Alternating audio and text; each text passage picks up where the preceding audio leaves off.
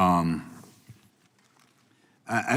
very glad we're having this hearing. I think it's a very scary hearing, not only because our platforms can be affected by laws abroad, but frequently what happens in the United States I guess they say, the decline in the United States right now that we see in our culture sometimes follows a decline in Europe.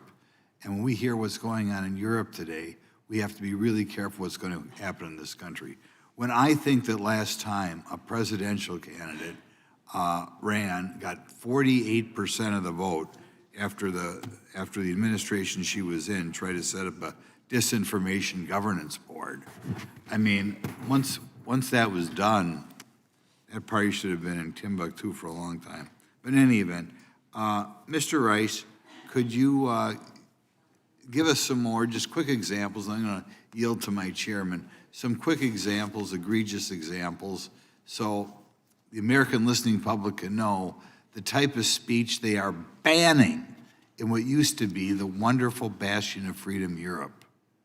Yes, sir. Well, my client here beside me, Päivi Räsänen, has given a very good account of what's happened to her, and myself and my colleague Paul Coleman were very honoured to stand beside her in her Supreme Court hearing. But that's just only one part of it. In the United Kingdom, in London, where I'm living at the moment, we have a situation where people are being criminally prosecuted for praying silently, for offering to have conversations with people in public places. Anti-Christianity in Europe.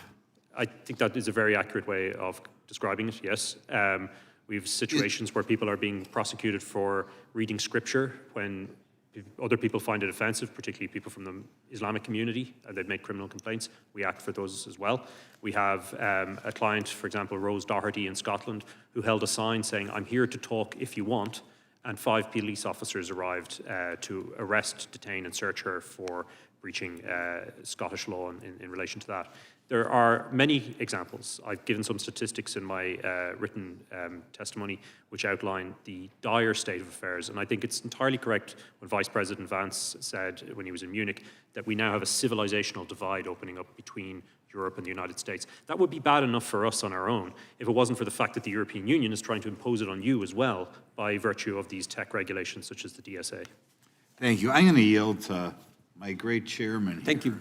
Thank the gentleman for yielding. Mr. Price, why are they really going after X?